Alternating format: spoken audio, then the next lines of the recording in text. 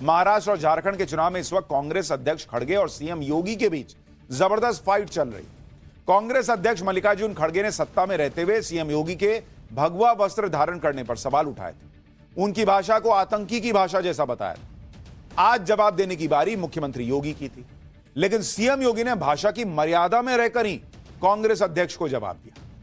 कहा वो योगी के लिए हैं, योगी के लिए देश पहले होता है। सुनिए योगी आदित्यनाथ ने क्या कहा, फिर आपको बताऊंगा कि योगी आदित्यनाथ ने कैसे मल्लिकार्जुन खड़गे के परिवार के इतिहास के पन्ने पलटकर पूरी कांग्रेस को फंसा दिया। लगातार 3 दिन से कांग्रेस के अध्यक्ष श्री मल्लिकार्जुन खड़गे जी की बात को देख करके वे मुझसे बहुत नाराज हो रहे हैं। वे नाम पीले बनने जा रहे हैं मेरे मुझ पर कि मैं इस प्रकार की भाषा का प्रयोग क्यों कर रहा हूं। खड़गे जी, मैं एक योगी हूं और एक योगी के लिए देश पहले होता है।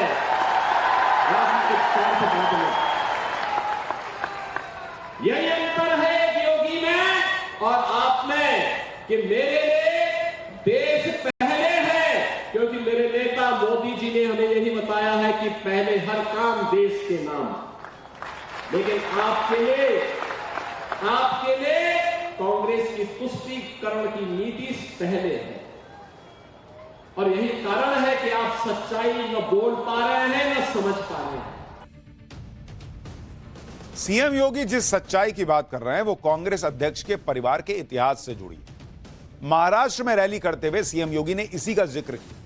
कहा कि खड़गे के परिवार पर जिसने अत्याचार किए थे, वोट बैंक के चक्कर में मल्लिकार्जुन खड़गे उनके खिलाफ कुछ बोल नहीं पा रहे।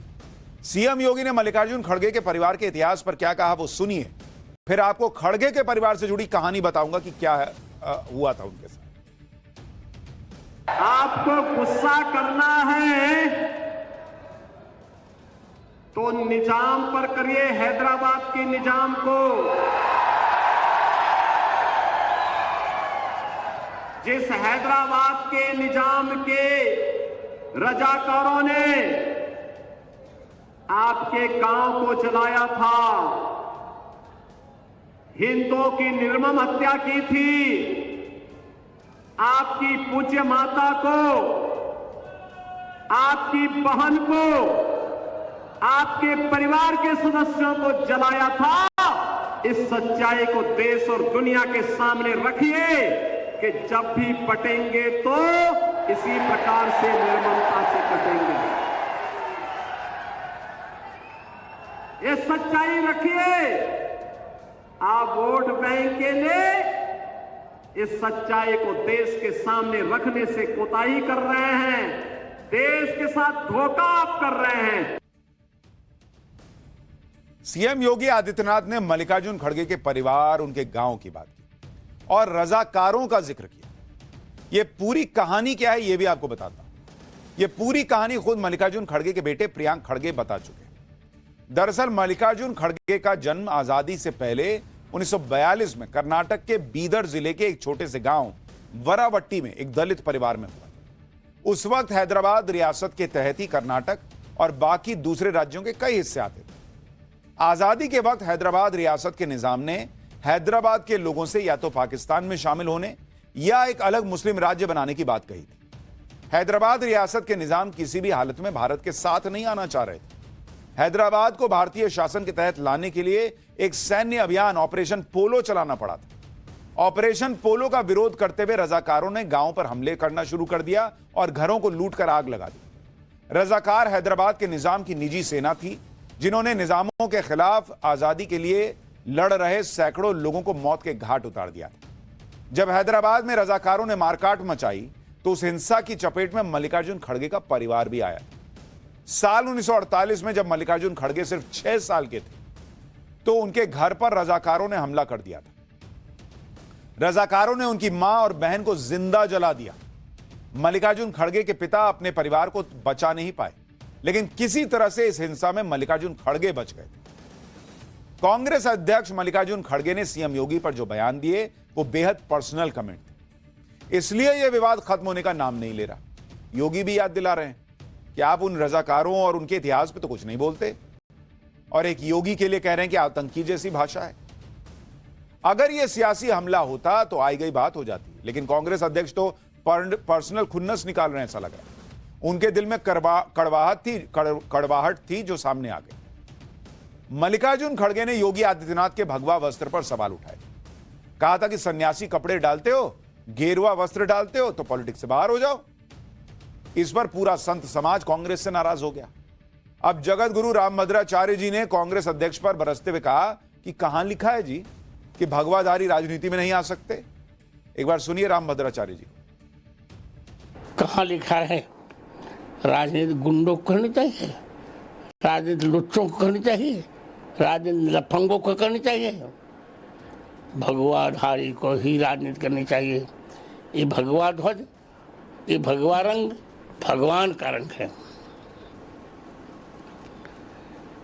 इसी भगवे झंडे को शिवाजी ने फहराकर पूरे राष्ट्र को एक कर दिया, महाराष्ट्र को एक कर दिया था। भगवाधारी को ही राजनीति करनी चाहिए, सूटेड बूटेड को भारत में राजनीति नहीं करनी चाहिए।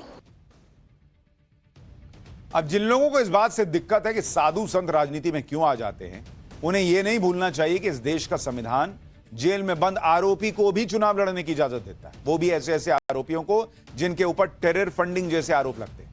जैसे लोकसभा चुनाव में कश्मीर के नेता इंजीनियर राशिद को जेल में रहकर चुनाव लड़ने की इजाजत मिली।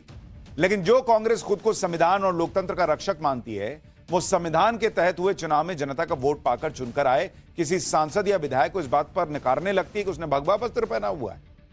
जबकि चारा घोटाले में दोषी करार दिए जा चुके लालू यादव के साथ गठबंधन करने में कोई दिक्कत नहीं।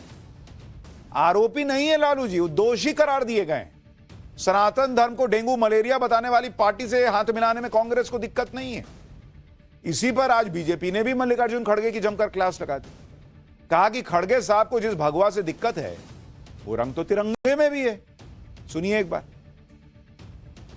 खड़गे साहब, भारत के तिरंगा में भी सैफरन है। खड़गे साहब, महाभारत के युद्ध में अर्जुन जिस रथ पे थे, जिसके सारथी भगवान कृष्ण थे, वो भी सैफरन था। खड़गे साहब, भारत के तमाम बड़े मंदिर जो हैं उसके ऊपर सैफरन झंडा बनता है। यह है सैफरन की परंपरा। अब आप समझेंगे तब ना। बहुत ही शर्मनाक बयान है योगी जी के बारे में। योगी जी एक संत हैं, जनता के वोट से आए हैं, उनकी कृपा से नहीं आए। बटेंगे तो कटेंगे का नारा और एक रहेंगे तो सेफ रहेंगे का नारा ग्राउंड पर इतना हिट हो गया है कि बीजेपी के वो साथी जिन्हें कल तक ऐसे नारों से परेशानी थी, उनके सुर भी बदल गए। जैसे महाराष्ट्र में बीजेपी के सहयोगी अजीत पवार इस नारे के पक्ष में नहीं थे शुरू में, लेकिन अब अजीत पवार का कहना है कि एक हैं तो सेफ हैं, कि नारे से कोई दिक्कत नहीं। मतलब उनको समझ में आ रहा होगा कि बॉस ये तो पेनिट्रेट कर गया है, लोगों तक पहुंच गई ये बात। अब